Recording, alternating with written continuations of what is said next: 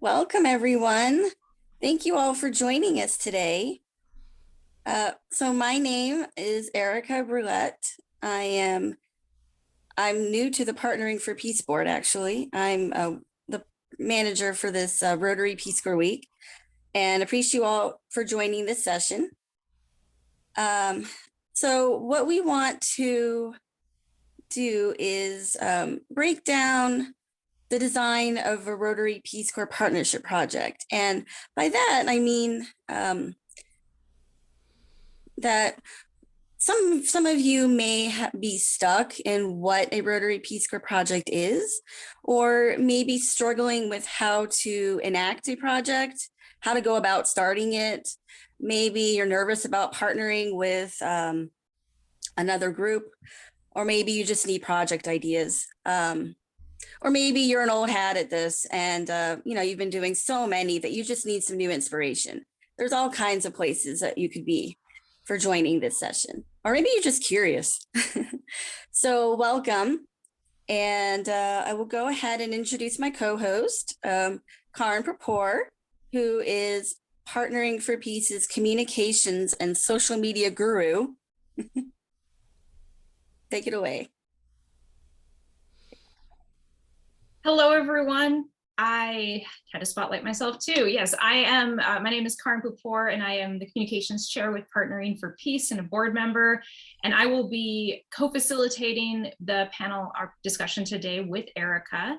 I'm a returned Peace Corps volunteer from Paraguay and Panama, and I've been with Partnering for Peace for quite a while, actually. Kind of from the start, off and on, but a board member for 4 years. And I'm going to share our agenda and what this looks like very briefly. So today we're doing our introductions and agenda, obviously, but we're going to really start this with a structured Q&A with the panelists. We have some prepared questions that they'll be answering to really get operational about what partnering looked like and who reached out to whom, and how it all worked, and like what their advice is if you're looking to start a partnership, a project with Rotary and Peace Corps partnership. And then we are going to have some time for you, the audience, to ask questions to our panelists. So as we're going through, I'm also about to drop in a moment when we introduce our panelists, I'll drop their bios in the chat too, so you can get a little more information about them, in case you can note who you have questions for, or if it's for everybody in the panel, and then we'll close this out. Go ahead, Erica. Great. And I was remiss. I forgot to introduce myself further. So I served in the Peace Corps in Armenia from 2007 to 2009. And I joined Rotary a few years later in 2012. So it has now been more than 10 years. Time flies. And I learned about the memorandum of understanding with the Rotary Peace Corps partnership in 2014 when it happened. And I was elated. As many of us all knew, we'd already been doing projects or collaborations of some kind with both organizations, and we knew there was already some kind of synergy.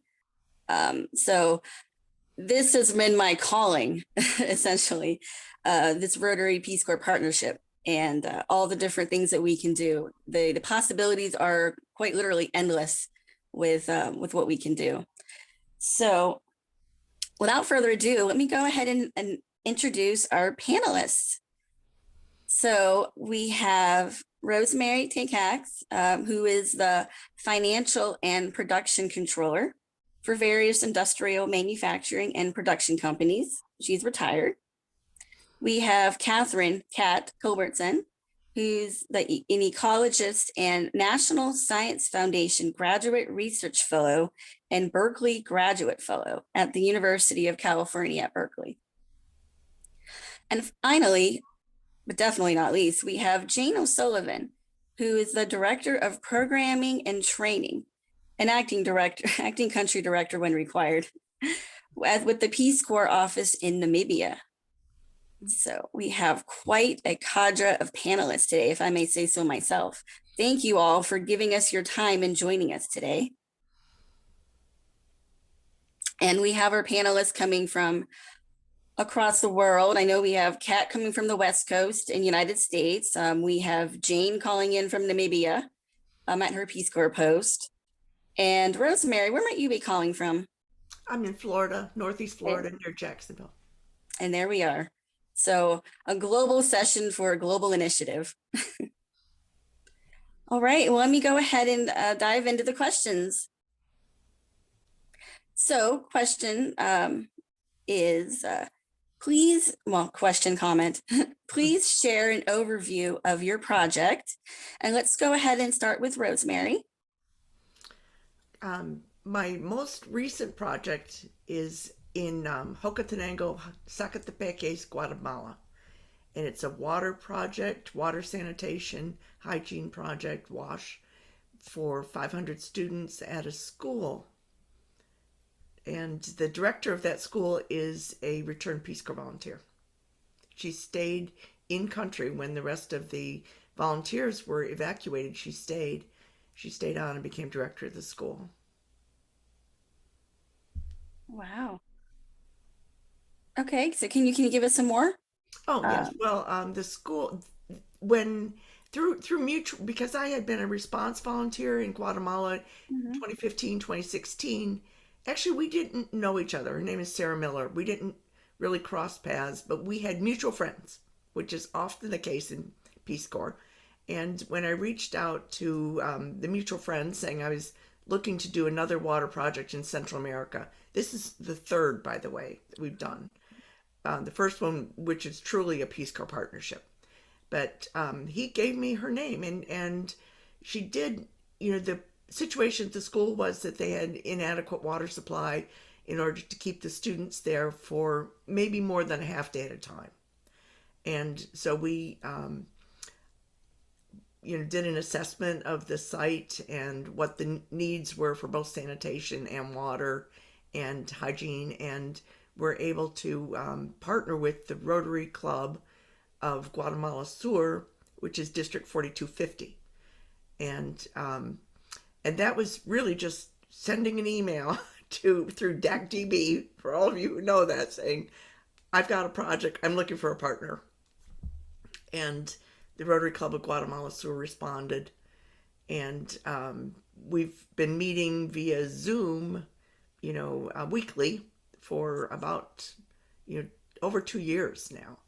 And I made one trip down. I was there in February and did some chlorine testing and training and some, hygiene training, and, just did some assessment of what we call as-built, looking at the plans and how it was actually constructed versus what the plans were. Wow. That's pretty fascinating.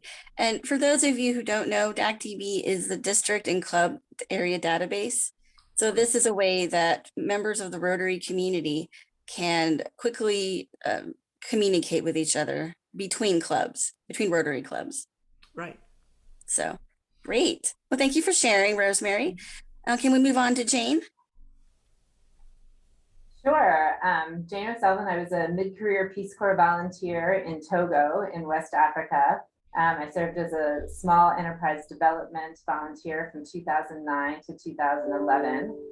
But prior to becoming a Peace Corps volunteer, I was actually a Rotarian in Chicago. I was a member of the Rotary Club of Chicago.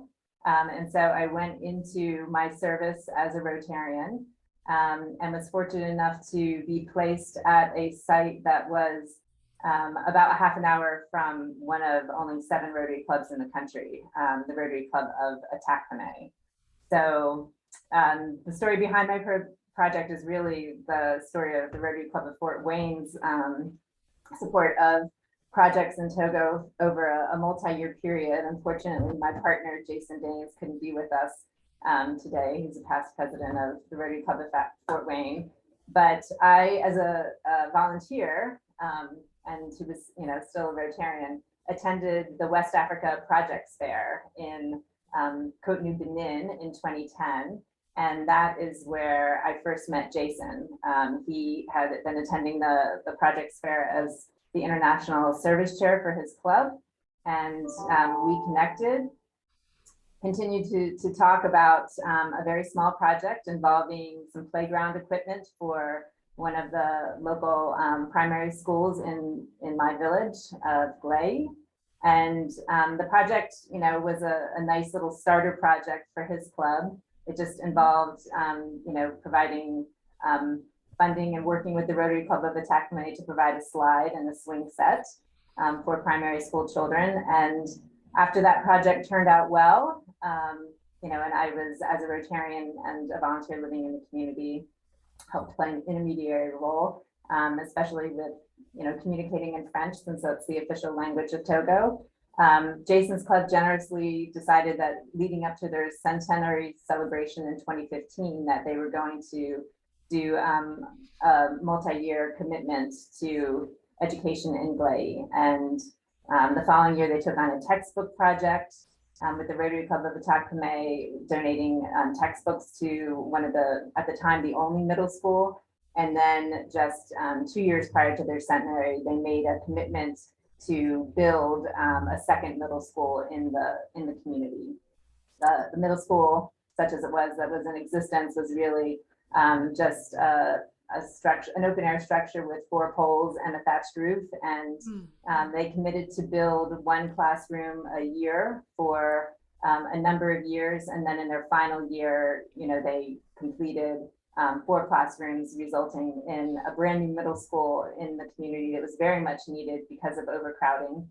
The Togo's government just didn't have the means to provide all of the primary schools that or middle schools that they needed, and they have one of the youngest populations on the continent. So they inaugurated that school, and the middle school project in Glade was one that I continue to be involved with as an RPCV because of my connections.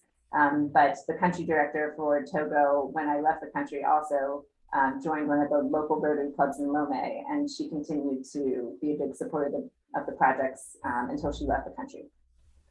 So that's my story. Yeah, and you're sticking to it. Good. That's very fascinating, that all the different projects that are weaved in, and it seemed like one may have stemmed from the other. That's pretty cool.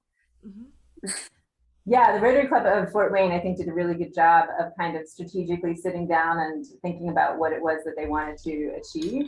And like I said, they really made this one of the cornerstones of their international service, heading up to their 100th anniversary. And it was nice that it was all kind of interrelated and supporting education, and really making a difference in one particular community overseas, as opposed to doing a lot of projects in multiple communities. Definitely. Definitely. All right, and now let's turn to Kat. Hi, everyone. Yeah, so I am a recent RPCV from Madagascar, where I served just prior to the pandemic in 2019. And the project that I worked on with Rotary there was a Safe Birthing Kits initiative, which was, I think, a great sort of starter project to establish a connection between a community and a Rotary club through a Peace Corps intermediary. So we ended up working with the Manhattan, Kansas Rotary Club, the Manhattan High School Interact Club, getting some of the high school students in Manhattan, Kansas involved also, and the rural health clinic at the village I was stationed in during Peace Corps. And both myself and a fellow Peace Corps volunteer working in the village helped sort of facilitate this interaction and see what the needs of the community were, and make sure that we could get these supplies to this clinic that just really didn't have a lot of access or outside connection. It can be very, very challenging to even ship something to these sort of areas. They don't really have any postal address or anything. And so a Peace Corps volunteer can play a really crucial role in that.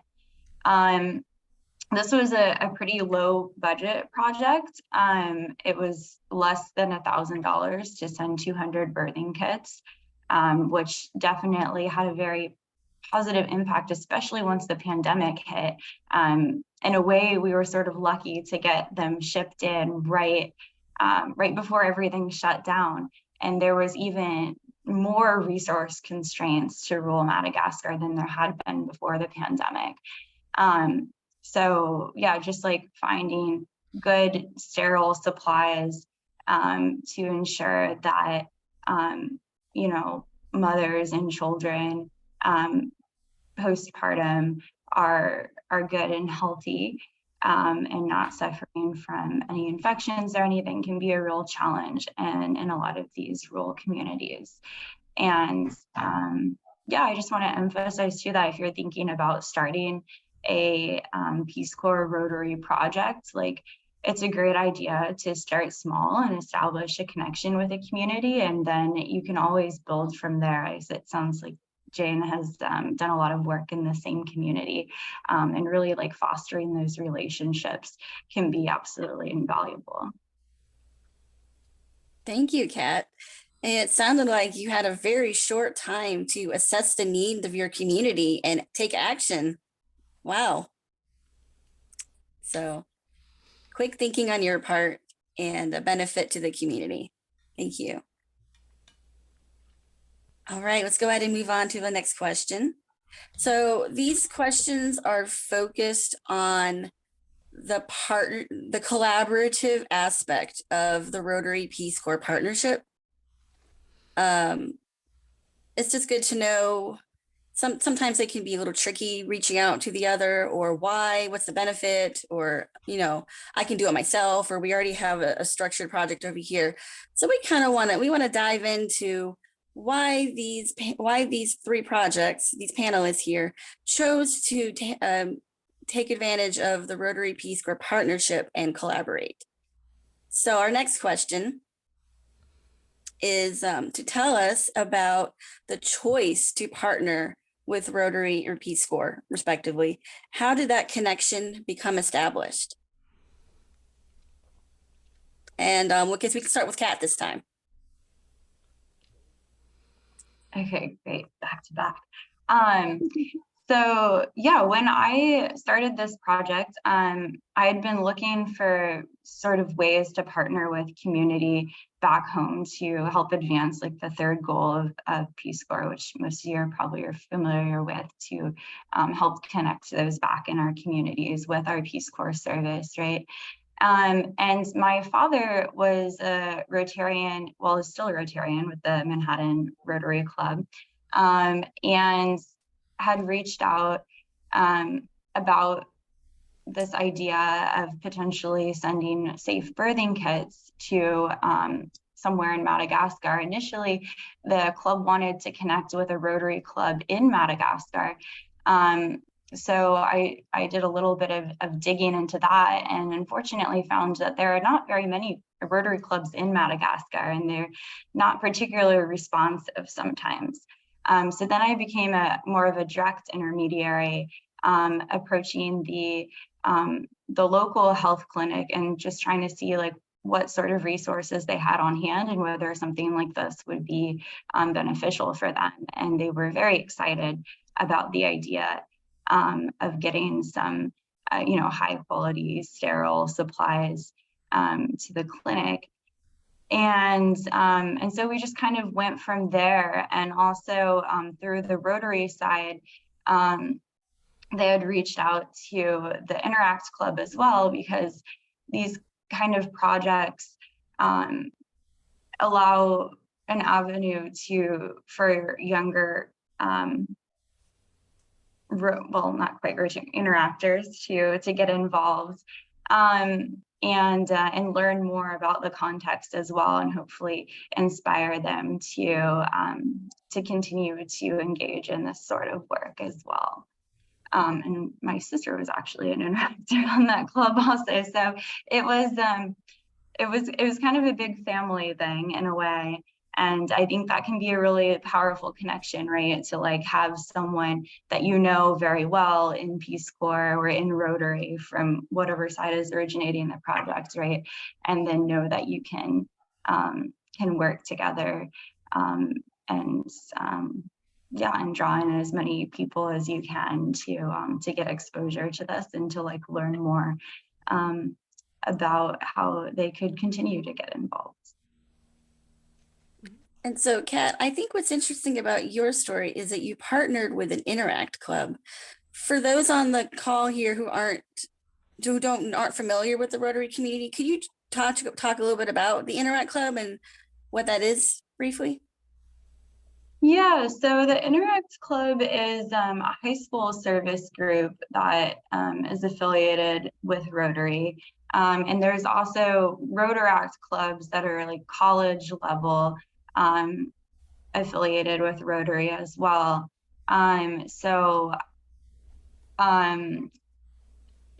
It's a great way to kind of go through this like broader Rotary family to engage younger people who have shown this like commitment to service and like very much want to get engaged as well. So the Interact Club at MHS has done a lot of work partnering with MHS Rotary in the past to do local service projects as well, including things like tree planting and gardening, and I think they did some like feminine hygiene projects at the high school.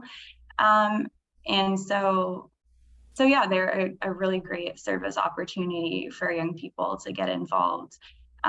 Even if you're not thinking of necessarily a Peace Corps Rotary project, if anyone is interested in engaging with Interact clubs or helping to form an Interact club at a local high school, I really encourage those sort of like cross-generational service opportunities as well.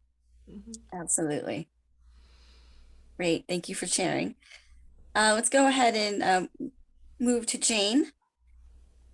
Can you tell us about your choice of partner?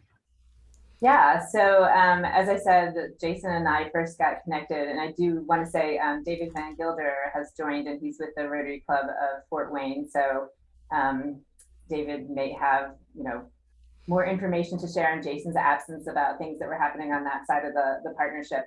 But we really just met through one of these project fairs, and Rotary has had project fairs in different parts of the world for a number of years.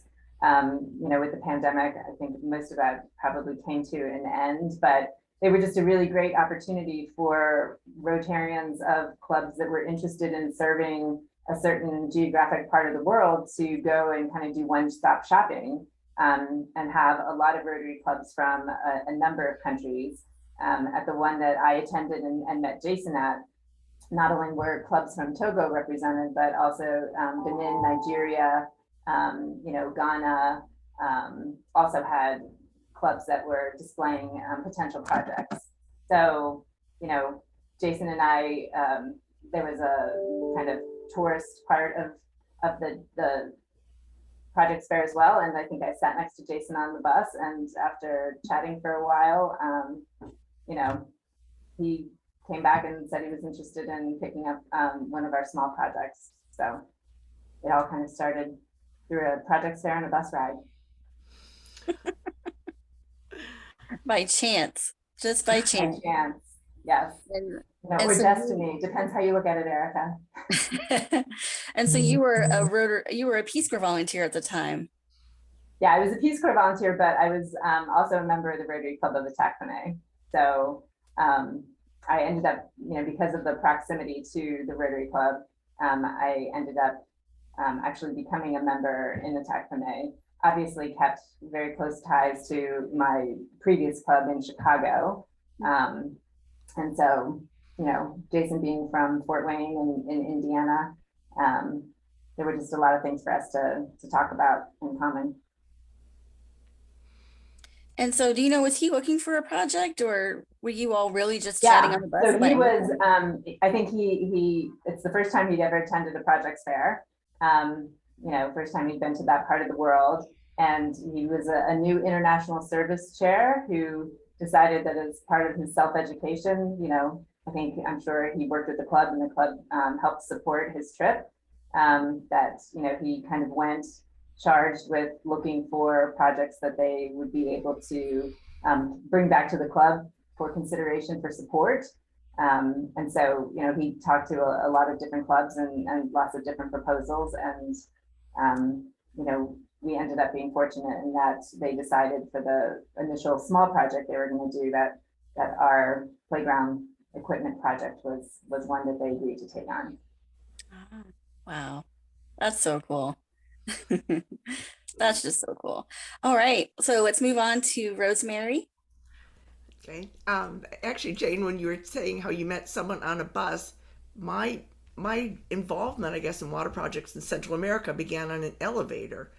That I was working for a rather large municipal utility company here in Jacksonville, and I was riding up to, my 15th floor or whatever it was, and was speaking Spanish with someone on the phone, and that was when the CEO of the organization called me up to his office and wanted to know if, first of all, I would go to Honduras, and secondly, if I could translate a lot of invoices for them and try to figure out what was happening with a water project in Rotary-Peace, Honduras.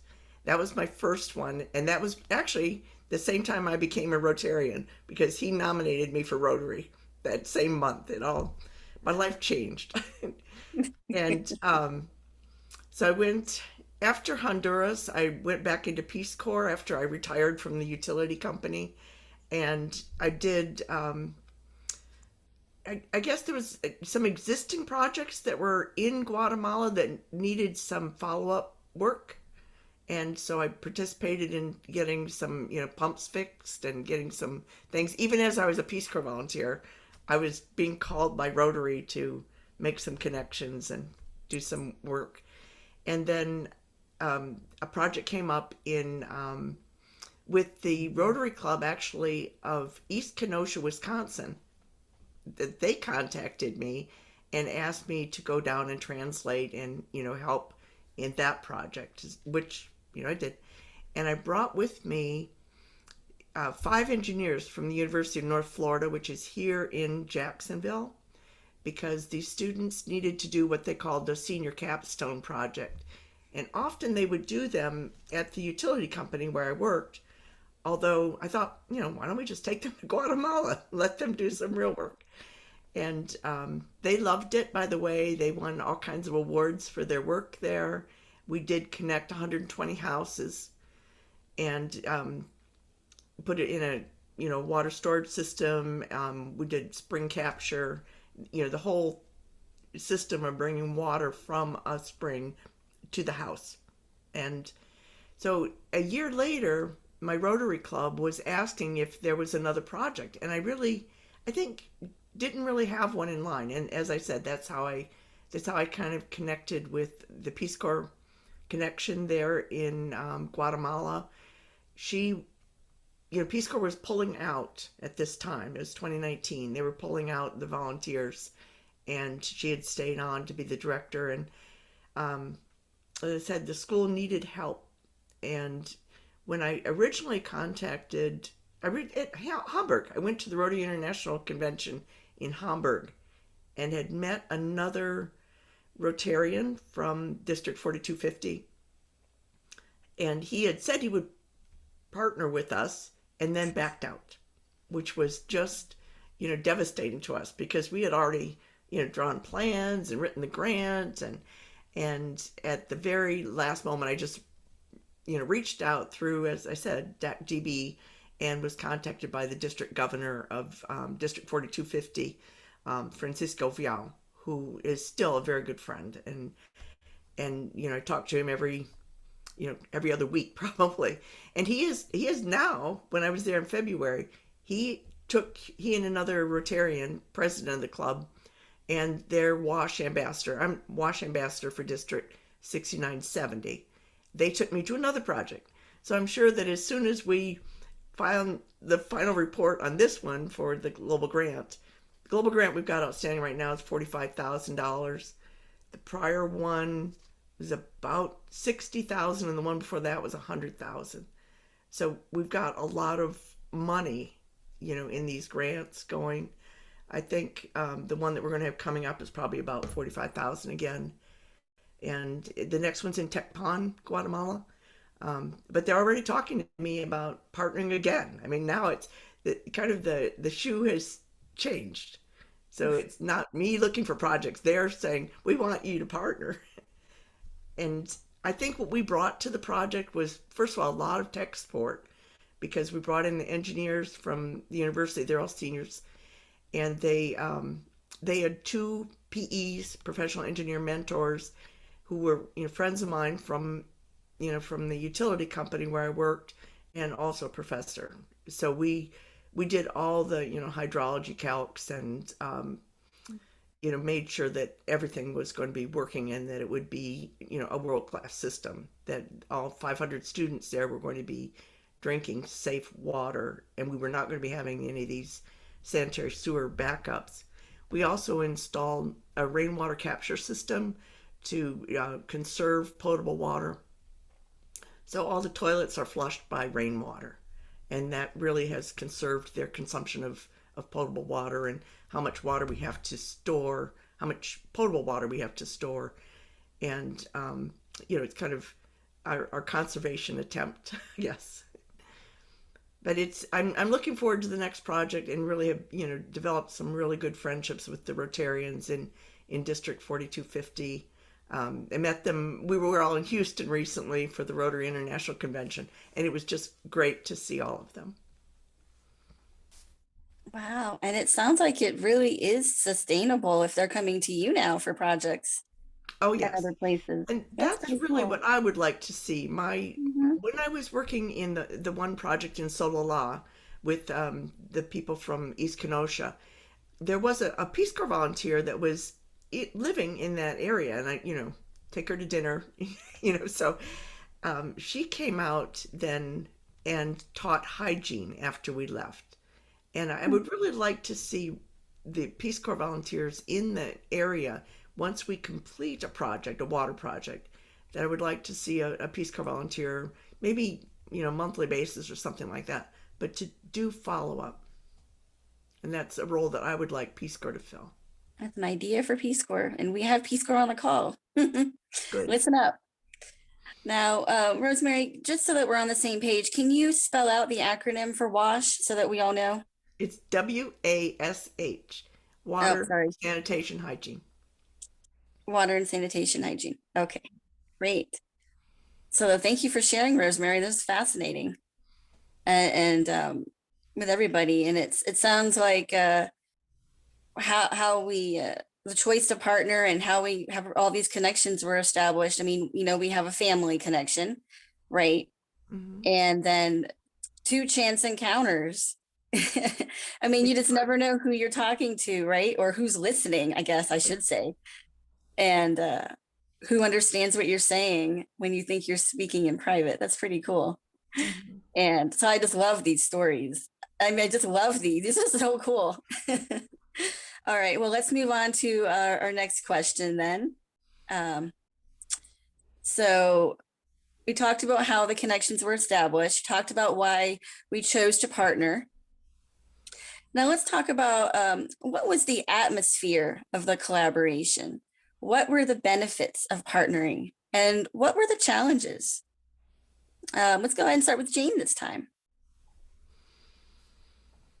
So the atmosphere of the collaboration between the Rotary Club of Takacs and the Rotary Club of Fort Wayne was really fabulous. Fort Wayne was really, organized together. They knew what they wanted to accomplish. I think one of the challenges with smaller clubs, particularly those in smaller African countries or the developing world, is they've got some of them have a very small membership. There were 13 members in my Rotary Club, including me, when I was a member. And clubs like that are always kind of right on the border of whether or not they're going to be able to meet their dues payments to RI and maintain their status as a club can sometimes be difficult to work with. And I think that the fact that Fort Wayne was really committed and regular in the communications, and that was someplace where, as a Peace Corps volunteer, I was able to add value. And if they weren't able to get in touch with club members, then other club members that were working on the project, they were always able to kind of work through me while I was there. And because they had this vision really of what they wanted to do leading up to their centennial, they had timelines that they wanted to meet, and I think that structure was helpful. To really have the club in Togo want to meet those timelines with them and support them, as best as possible. So they were able to kind of keep things moving. And it was nice having, the Rotarians in the States leading or pushing that, because, as a Peace Corps volunteer who was more integrated into the community and more local, West African time was something I was very familiar with, and it was more challenging for me to talk to my fellow club members about that. It was easier kind of coming from our partners in Indiana. And I would just, say that I think that when I finished my service, one of my highlights was I was able to go to the various Rotary clubs that did partner to do projects in Togo. And obviously Fort Wayne had, the biggest commitment over time. And it was nice to be able to go and visit their club and thank those members in person for, their belief and support in a small village in a country, very few people in the world know about, and really share with them the firsthand experience of the difference that, their time and their commitment and their money, had made, in this partnership, with Rotary.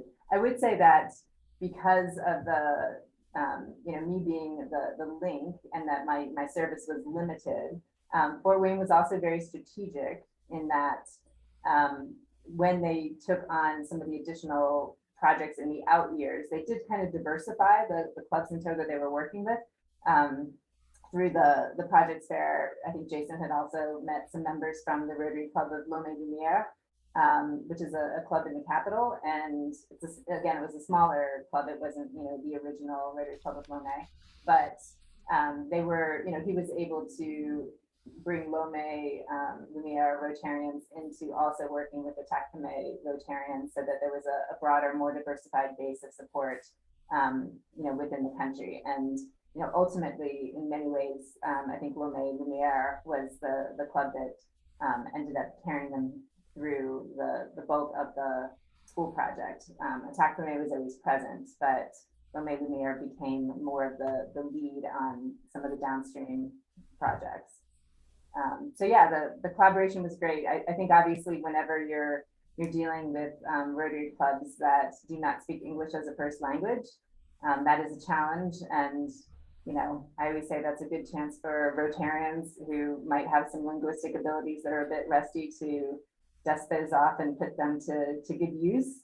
But other than that, we really didn't have any problems. Our banking situation between the clubs worked, and Fort Wayne really, like I said, incredibly organized and just, on a mission to get it done. So. That's so good to hear. Yeah, you're right. With anything, you would have challenges that go with it, with partnering. So I'm happy to hear that it was a great collaboration. Okay, Rosemary? As we're all meeting here on Zoom, I have to say, I know as much as we all hate it, it was what really saved this project. I mean, we started, I think, 2019, and here it is 2022, but a lot of, writing the grant and changing projects back and forth was done over Zoom. And we were doing a lot of screen sharing, and so coordinating with the Rotary Club of Guatemala Sur, and for instance, the WASH ambassador of District 4250, and other people that would come in and sit in on the Zoom calls, along with our student cadre of student engineers and the technical engineers that we had, and the Rotarians. So we were all on these Zoom calls, and then that, for the most part, that's how the grant was written, and how we made all of the changes in getting that approved. And then even when we started, issuing contracts for different skilled labor, a lot of the unskilled labor, of course, was done by the community, but the skilled labor, when we started, reading contracts, and those were sent back and forth, electronically, And it's just amazing to me now how much work we can do together, a lot of collaboration over, email, WhatsApp, Zoom. Um, you know, we use all of the available electronic resources to get these projects done. And I would say almost certainly on a weekly basis, I hear from them, but sometimes every other day. I mean, sometimes they'll just take a picture and send it to me, and I'll see, by looking at this filter that, well, we've got a sediment problem going on. And sometimes they just have to send one picture, and we can say, all right, we're going to send that picture to, to which expert that's involved.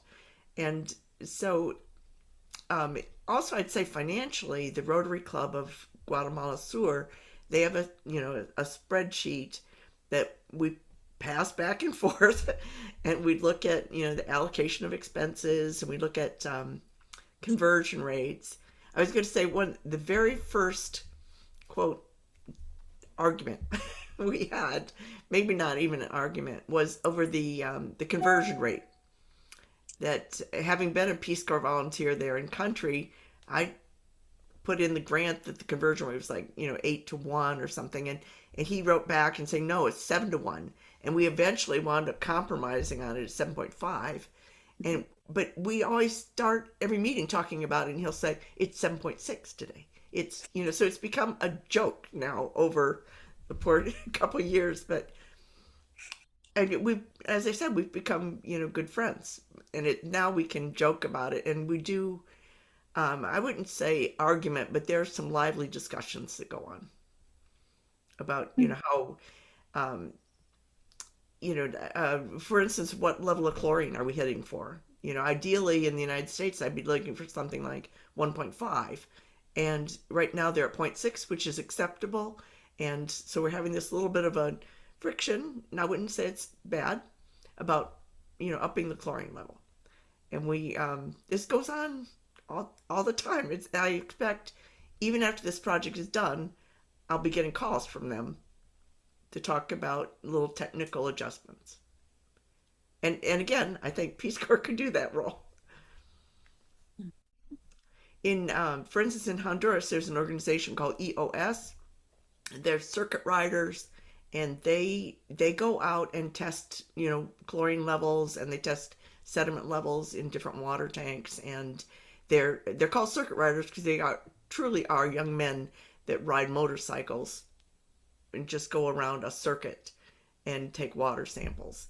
And I think this might be a really good role for Peace Corps volunteer to either do that or to train other people, and it really would only involve someone that maybe had college level chemistry.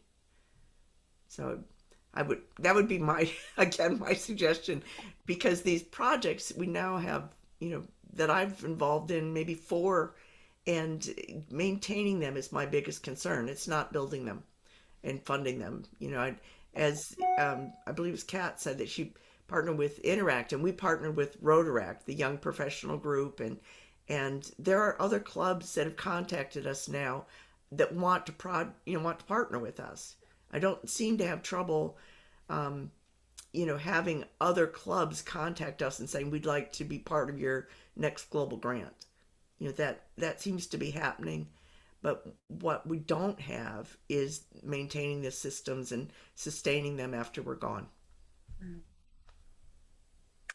Yeah, that can be a challenge. And for anyone, what happens after you're gone? Right? Right. Does the project go on? Does local leadership take over? Are they willing to? So that's a challenge that any Peace Corps volunteer or anyone working on the ground, even in the Rotary community, can encounter. So cool. So far we've heard from Jane, who has talked about her person-to-person communication in Togo. And then we've heard from Rosemary talking about also her person-to-person communication, but also over technology globally, and how that saved her project. So that's pretty cool and different, right? Every project has a different way of communicating, different way of collaborating. And now let's hear from Kat. So just again, what was the atmosphere of the collaboration? What were the benefits of partnering, and what were the challenges?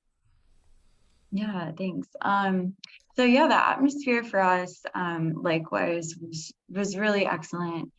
And I think it did help things go smoothly too, in that the MHS Rotary Club had previously done a similar project in partnership with a Rotary Club in Nigeria. So they kind of had, they knew the drill from the US side, and then it was more on my end of trying to figure out how to integrate this in the village I was working in Madagascar. I would say in terms of benefits, I thought this was a really great collaboration in terms of bringing very specific, different, and essential qualities from the three groups that were partnering in this, right? So, you know, the Rotary Club in Manhattan, Kansas is really providing the resources. This project was funded through a district grant. And it does seem that there is a lot of enthusiasm in general in the US to help with these kind of projects, but oftentimes people don't really know where to start or know where to like find the right connections on the ground to help understand a situation. And so from the Peace Corps side, Peace Corps volunteers really have a much more intimate knowledge of on the ground development scenarios, and also an ability to communicate with stakeholders in their communities to really ask, like, what do you need, and how can we help? And I mean, with the pandemic sort of shutting everything down, like right on the right in the middle of my service, I definitely could see how much easier it is to navigate something when you have someone on the ground versus trying to communicate with someone in a low resource situation where, you know, they may have cell phones, but they may not be able to call internationally, or electricity problems can really inhibit people from being able to charge up and use those phones, or they might not be able to buy credit, or just like all these like little things that you oftentimes don't think about before you're immersed in this situation. And so the volunteers can really provide a great resource and connection in this. And then of course the Interact Club had a lot of enthusiasm and wanted to help in an international service project. But of course they, you know, neither really have so much the resources or the knowledge, but they can be put to work packing up some safe birthing kits. So that works really well. Yeah, I guess our challenges were mainly just, we did have a little bit of a scare as the pandemic shut things down of like, well, we get these birthing kits to the clinic in time. And fortunately that worked out all right. But if I just want to also note from other experience I've had beyond this birthing kit project, which is clearly like it's something that you can do once, or it's something that you can continuously work with someone to supply more of. But if you're trying to do something that really is like a longer term infrastructure type project, the sustainability challenges are so essential to consider, and to really like have a good management and maintenance plan when you go into projects, because, you know, so many volunteers and people working in development see projects that there was a lot of enthusiasm behind at first, and everyone wants to help, but it's not as flashy to donate money to maintain something as to donate money to start it up.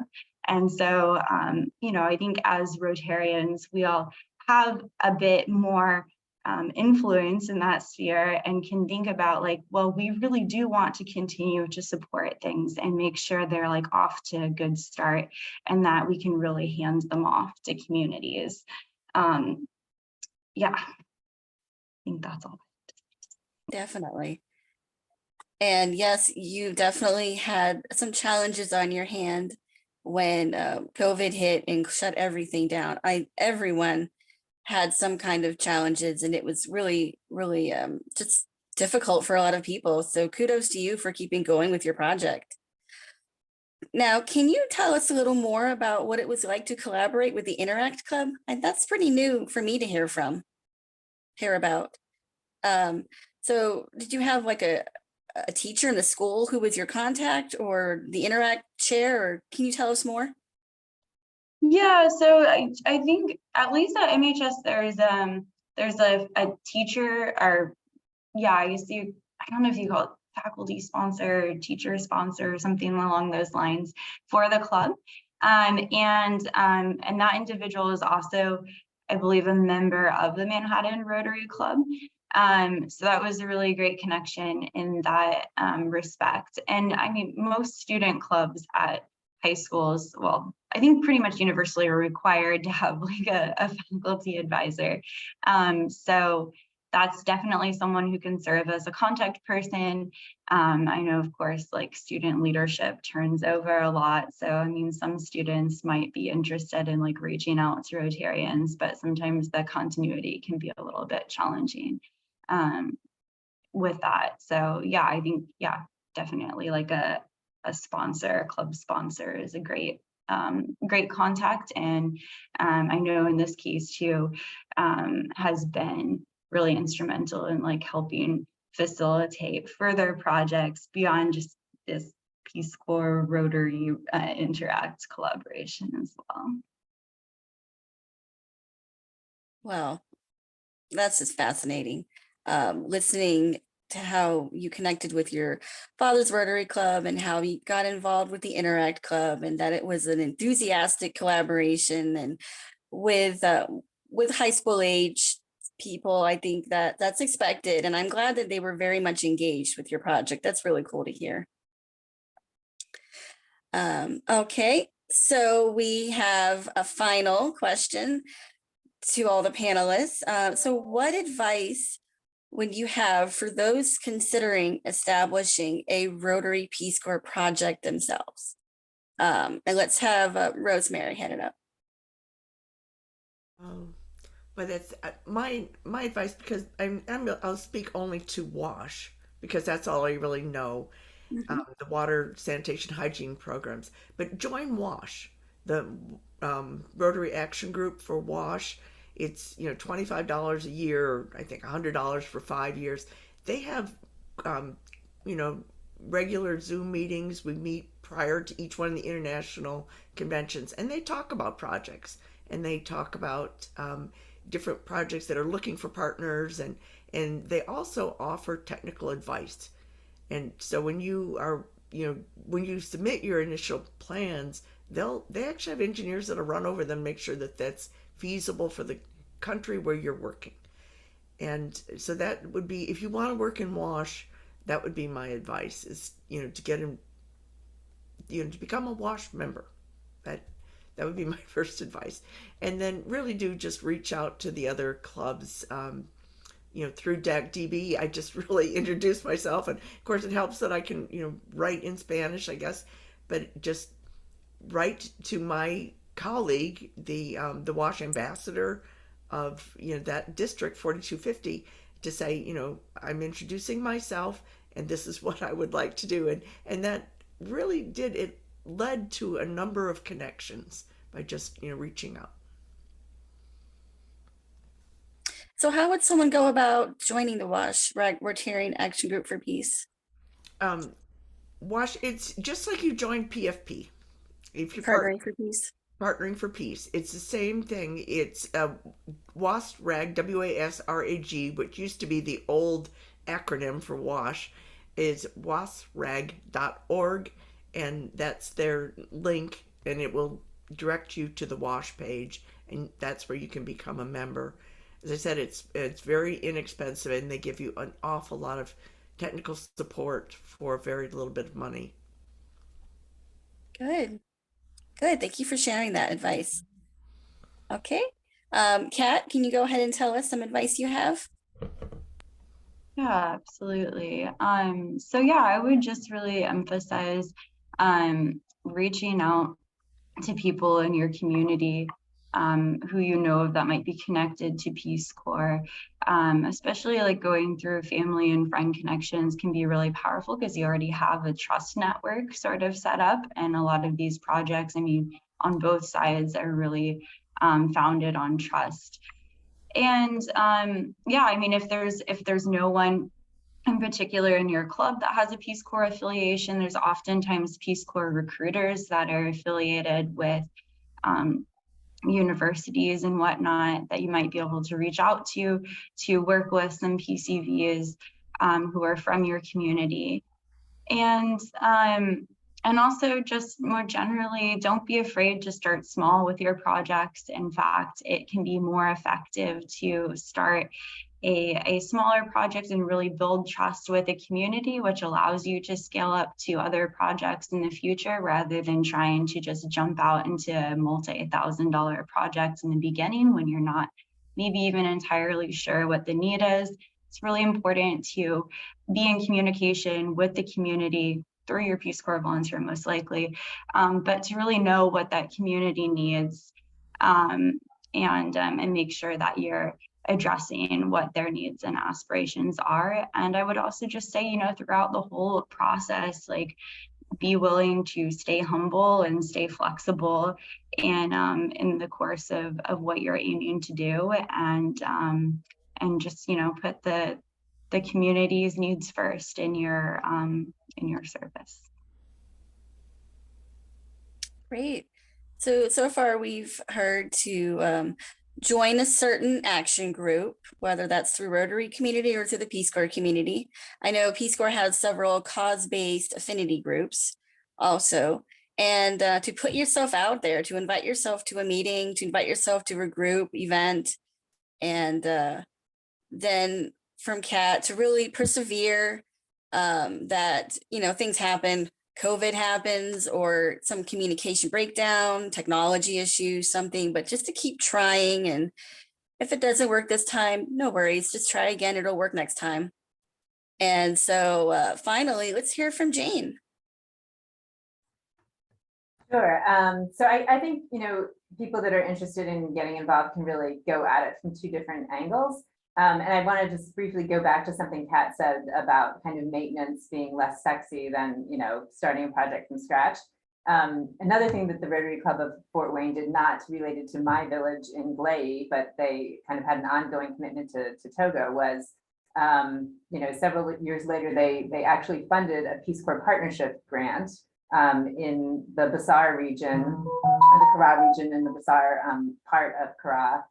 That was focused on teaching local people how to repair a bunch of water pumps that had been built by various NGOs over time. But as Rosemary had, you know, pointed out earlier, you know, sometimes things fall into disrepair, and if the local people don't have the knowledge and the skills to be able to do the maintenance and the repair, then you're just continually building new pumps as opposed to, you know, renewing the resources that you already have. So, you know, I think that if you're kind of wanting to get into a different part of the world but don't have any direct connections, you know, you can look as Peace Corps volunteers enter service increasingly around the globe.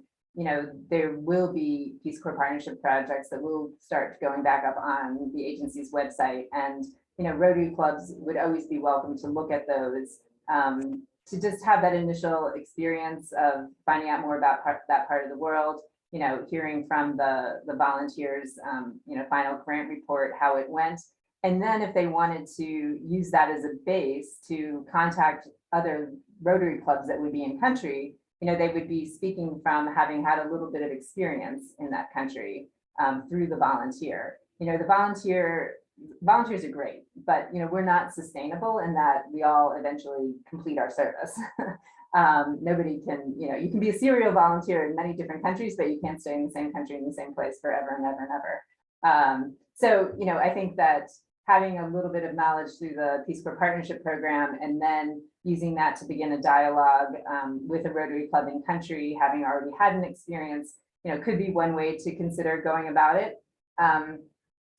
You know, I'm still a big fan of magic happens when Rotarians get together. So, you know, going to a Rotary convention and, you know, meeting people from different parts of the world. And this is always like a great opportunity for incoming club presidents, you know, who want to start doing these kinds of things of, you know, meeting somebody, as Kat said, you know, trust and knowing that person is so much a part of, you know, the basis of successful projects, you know, knowing somebody you can count on, and having, you know, that person, and now through communications, you know, as we were talking about earlier, through WhatsApp and Zoom and all those things, you know, this is much easier than it would have been in the past. But, if there are project fairs that are regional, Rotary conventions, joining the groups like Rosemary said, anything that's going to allow you to get to know your partner better before you jump into the project, I would say would be, the way to go about doing it from my perspective.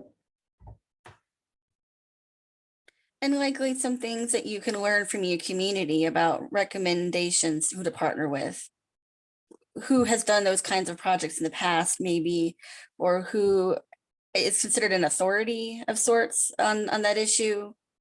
I think that would probably help too. So great points, Jane, definitely.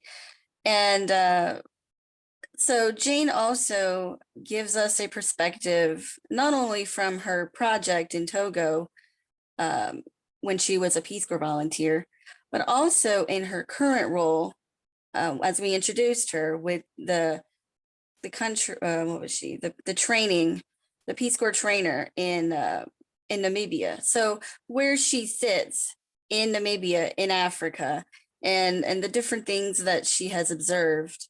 So I appreciate your comment, Director of Programming and Training. Thank you. I'm sorry, I goofed. So it's good to hear, kind of her perspective from when she served, and then also kind of some overall comments. So thank you for that, Jane. Appreciate it. And now we've heard from all of our panelists, and now we move on to Q&A. So I think we can go ahead and find out what questions our attendees have, and go ahead and get started with that. So Karen, can you go ahead and let us know some of the questions we have ready? I can. We have several in the chat.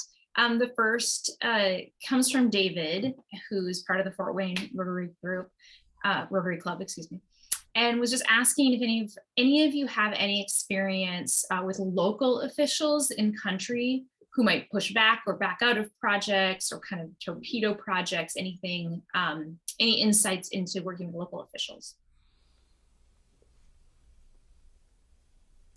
I'm going to respond to this one. In Guatemala, there's two officials in every community. One is indigenous and the other one is municipal. And so it was often a three-way discussion when we were trying to decide what, for instance, about the water system.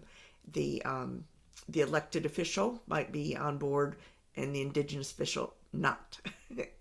And it took a while. I would just say, for every, there was like 3 meetings with the shaman before I could have 1 meeting with the elected official. It took a lot more time getting them on board. And that's my advice, I guess, is to continue, plan. I think I was there 6 weeks before we broke ground. It just took a lot of time.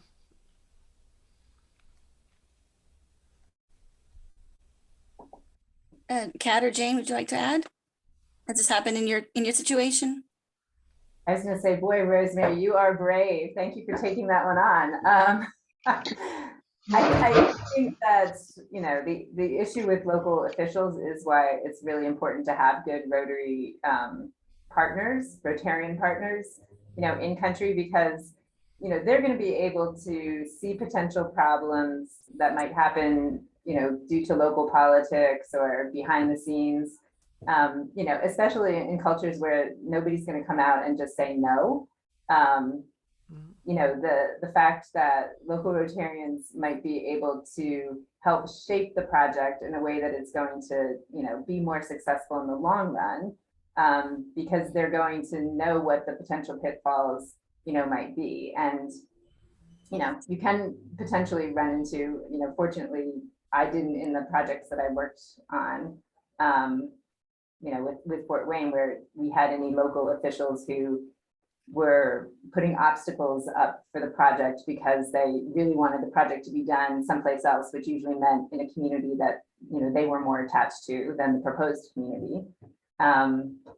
But, that is a reality of working. And that's why I think, knowing your Rotarian partners and having a strong collaboration is really, important.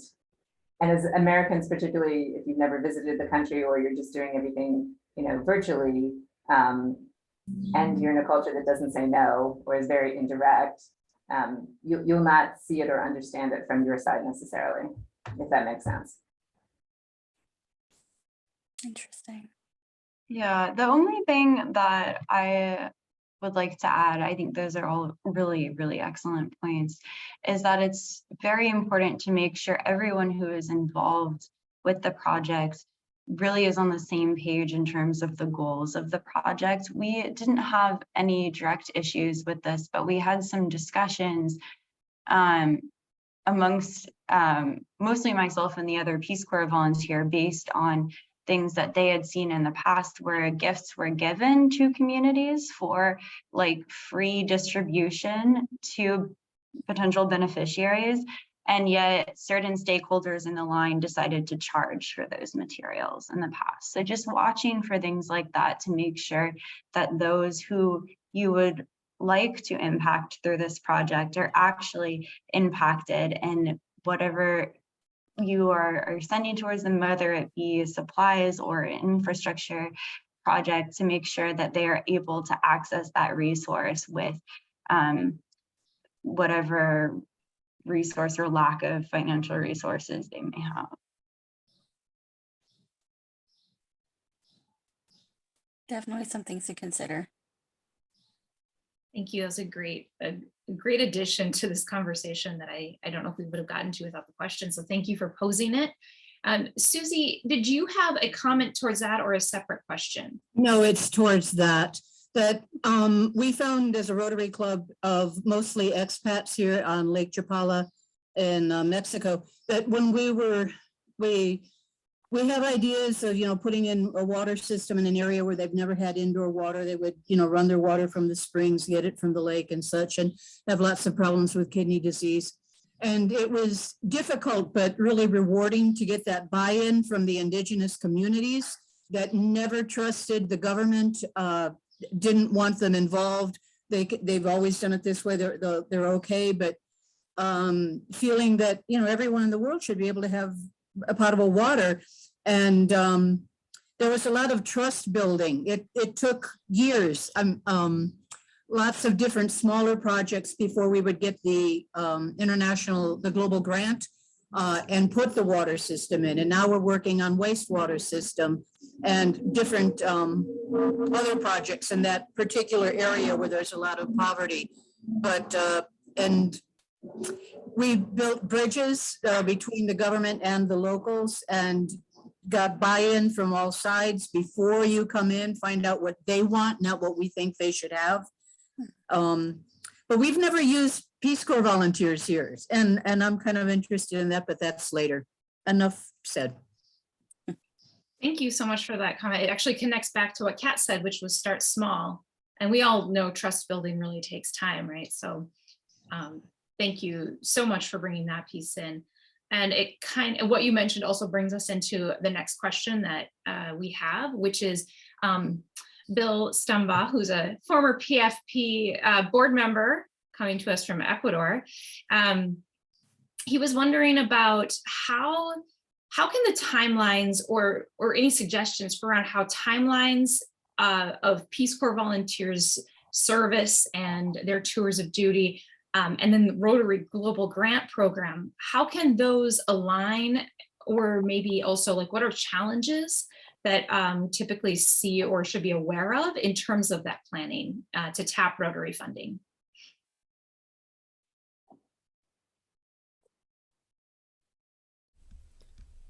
So I will venture forth in this one, and Ted Adams from Peace Corps is on the line, and Carrie Golden is on the line, and they have office hours tomorrow, and I'm sure they can get much more into that.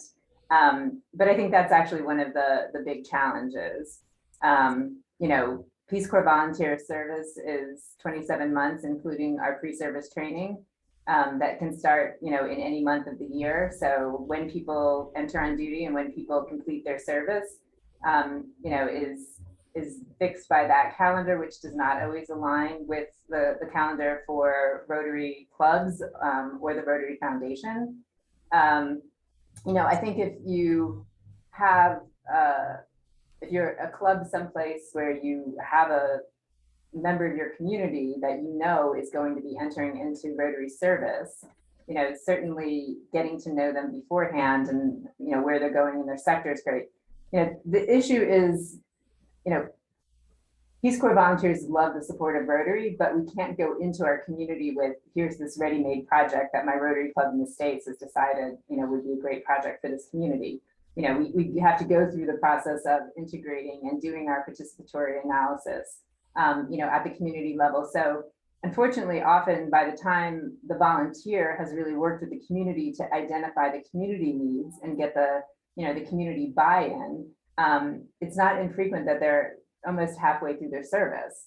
And, you know, that's a challenge in terms of funding from other traditional Rotary sources.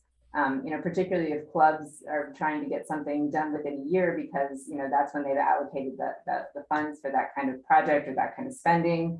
And it just might not align for any number of reasons with when that project can actually be carried out, you know, in that community. Which again would go back to why, if you're working with a local Rotary club, you know, your local partner would really have to be in the position to carry that project forward if it's going to go over multiple Rotary years or multiple funding cycles. So, you know, it's challenging is really, you know, kind of all I can say. And just if you know a member of your community, like I said, who's going into service, you know, get to know them, invite them to your club before they go, and then just stay in touch with them. And as, you know, they work and help identify needs, you know, have your club be prepared to potentially support those needs that would be identified in partnership with a local club through the ways that you can use the database to partner with clubs in other countries to carry forth that project moving forward. So if I've said anything out of school, Carrie and Ted, please step in. But I would like to add to that, hi, Bill. I remember meeting you in Houston. And I think the better role for the Peace Corps volunteer, at least in the WASH projects, would be the sustainability of the project. You know, as we talked about, you know, teaching people how to maintain those pumps, how to change the oil, and, you know, how to test chlorine, and also doing repeated hygiene training in the schools. Because although, you know, I may teach a kindergartner, those, you know, they're going to move on. They're going to go to a different year, and somebody else is going to have to teach them how to wash their hands. And I think that's a really good role that Peace Corps could take on. May I comment? Yes. Erica, thank you. I offer a few things. First off, I think all three of you have really touched on really important aspects of Peace Corps, working with Rotarians. I thank you all for sharing and contributions that you have made or are making and will continue to make. Just me, I was a Peace Corps volunteer 68, 70 in the Dominican Republic. It basically transformed my life into a whole new route. And I worked later in Mexico, and then I went back to California, became a teacher and principal and superintendent and so forth. And then I got into Rotary, and I've now done approximately, with our partners here, 14 global grant projects. Okay, most of them have been in water, although I'm an educator, because I know that children that are sick can't learn, right? But at the same time, I became a cadre, and I've now gone to, I think, 14, I've done 14 on-site visits, I think, of which almost half of them, Rosemary, have been in Guatemala. And so I always look forward to going there again. And I will share with you a hygiene program that we've been using here in our water projects. If you can give me your email or get it through Erica somehow, I'd be glad to share it with you. And just to say that I think, what I'm listening for is outcomes, okay? Most of what we talk about are inputs. We did this, we built a school, we got a water program started, okay? But some of you have touched on the sustainability issue, which is part of it. But as an educator, I'm particularly looking for student learning outcomes. Demonstrated outcomes. It's good to build a school. Hey, they need a school. It's good to give teachers training. But the assumption here is that students will learn, or more students will learn, and that's what I'm looking for as an educator, I guess, is to look for projects who can measure that. And that goes for water, and that goes for environmental ed, because they all can cross into education, for example. Thank you. That's my contribution. I just wanted to add to that one of the measures that we have for this global grant right now is attendance days, full-time attendance days. And so we're measuring, 2019 versus now, how many students of the, available 500 students that can be in class every day, how many of them are attending. And our attendance rates went down, of course, due to COVID, but they're back up to 2019 levels. And so we're really taking encouragement by that. Good. I agree. You want attendance rates to go up, of course. But again, I'll just help you. Just don't work on the assumption that more time in school means more learning. All right, it's not there yet. Some places it is. Depends on the quality of the whole program and so forth. So, but attendance is important. I agree with you totally, Rosemary. Thank you. Thank you, Bill.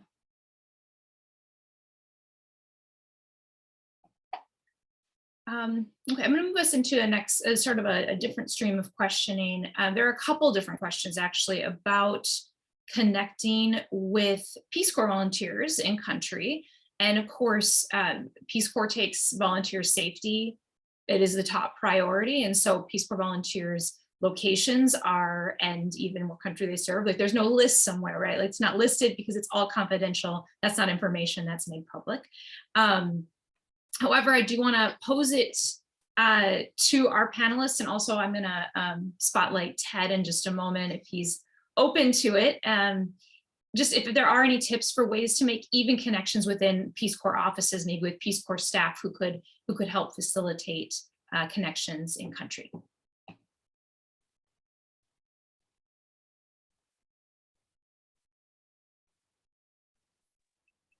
Hey, I'll jump in then.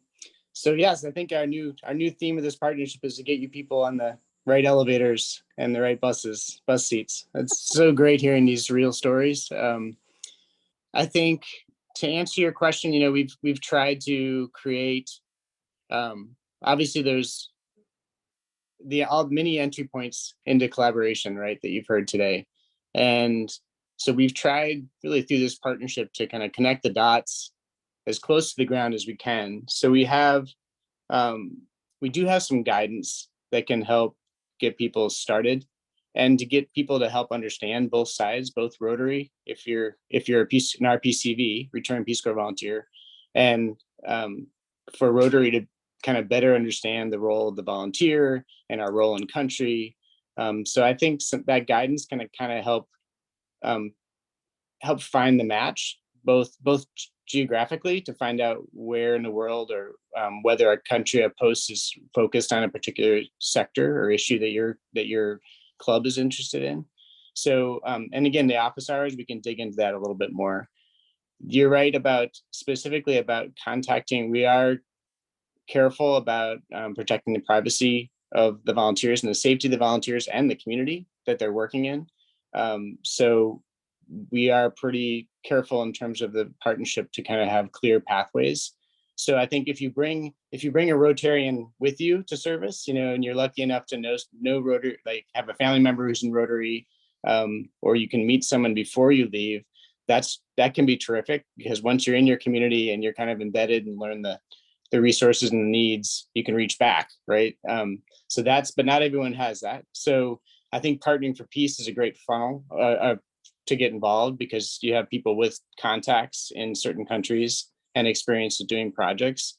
And we can also, both Carrie, who's my counterpart at Rotary International in Evanston, we can help connect the dots to reach out to Post if you have a project that you think is, you'd be particularly interested in finding a match for. We've kind of, you've heard throughout this conversation, the visual I have in my head is this triangle of, you have US Rotary clubs and an in-country club, and then you have an individual volunteer and or a Rotarian. And when you can build those, the 3 points to that, you have a lot of opportunities to get projects started, and sustain them as well. And happy to dig into this more tomorrow during our session as well. I don't know, does that help? Yes, thank you, Ted. Very helpful.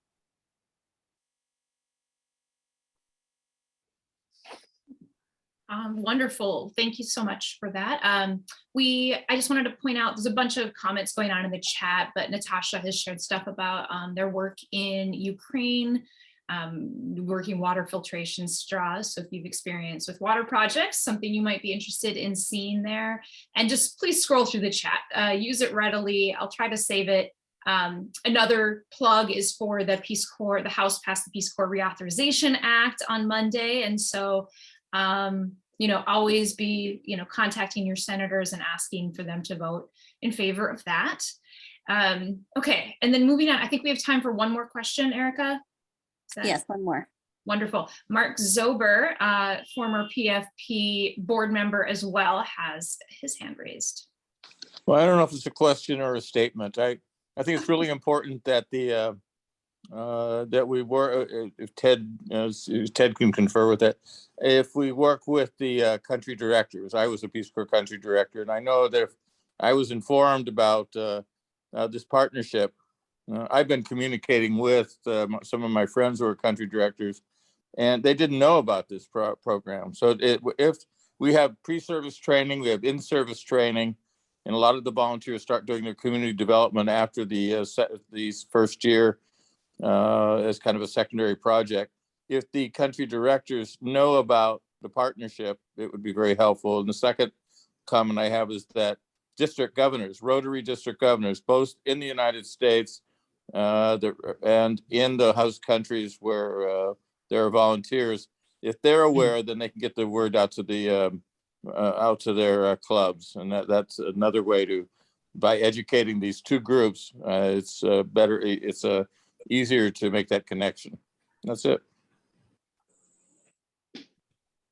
Well said. It's a big priority. It keeps Carrie and I up late at night. That's a big priority of ours too. To get the word out to our various networks and folks, leadership on the ground.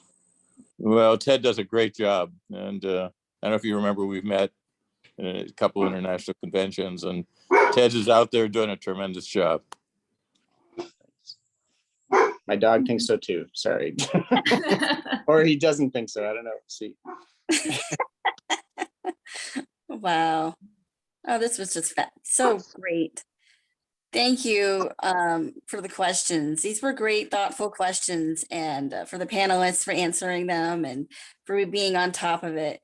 If for any reason we did not get to your question, or you think of one later, no worries. We have contact information for each of our panelists available. I know Rosemary put hers in the chat already, and we have the others, and you are welcome to go ahead and reach out to them directly. When they agreed to be on the panel, they also agreed to be available for questions. So please feel free, reach out directly. And it was cool also because we heard from, I know from two of the ways to engage in the Rotary-Peace Corps partnership. We heard from currently serving Peace Corps volunteers working with a Rotary connection in country, and then also in the United States. We heard from currently a Peace Corps volunteer who served in and worked with an Interact club. So that's another way. And then, of course, as returned Peace Corps volunteers, we have lots of opportunities to partner with groups in the United States and also in other countries where we identify projects. So this was an interesting assortment of the 10 plus ways to engage in the Rotary-Peace Corps partnership. And just thank you for these interesting projects, for giving us details on the collaboration and answering questions about, some things that just come up with project planning and execution and evaluation, of course. So Yeah, so I think this was an amazing session, and we heard these fascinating comments from our panelists. A big thank you again for joining and for their time today. And for our attendees, thank you for joining this session. Tomorrow, as was already mentioned, Ted already mentioned, we have our Rotary and Peace Corps liaisons, Carrie Golden and Ted Adams, respectively, will be available live to answer any questions you have and address any general comments that you'd like them to hear. So we encourage you to take advantage of this opportunity to speak directly with them. Bring them your questions, comments, concerns, anything. They want to hear from you. They have given you this dedicated time. And then be sure to tune in, so that's tomorrow, Thursday. Also, we will feature the projects that our panelists spoke about on our website. We have a project page. And today we were focusing on the questions were geared towards, an overview of the project, of course, but also the nature of the collaboration, the atmosphere. Why partner? How did it go? What was the benefit? What were the challenges? Just kind of questions around that collaboration specifically, because I know sometimes it can be hard to get started, and sometimes it can be hard to move on when you've made that connection, or maybe it doesn't work out and you need to make a different connection, or maybe you want to try something else. So lots of different things that come out of that. So appreciate that, and appreciate the advice that we received. So there are a little bit more targeted questions in the project summaries that our panelists filled out. And those will be on our website, I mentioned, featured on our website. And then, of course, you can find other projects that our Partnering for Peace members have completed. So definitely, we encourage you to visit there tomorrow, before and after the open office hours with our Rotary and Peace Corps liaisons. And then be sure to tune in on Friday as well. So Friday is full of informational sessions and a cultural happy hour. So perhaps you'd like to continue your service with the Peace Corps. Join the From Rotary to Peace Corps, Continuing Your Legacy of Service session. Or perhaps you're interested in applying to become a Rotary Peace Fellow. Join in the session, deepen your impact, become a Rotary Peace Fellow. Finally, we wrap up this exciting week with a virtual cultural happy hour. We'd love to have you join us. You'll hear brief closing remarks before we begin networking with each other and relax at the end of Rotary Peace Corps Week. So thank you again for joining today.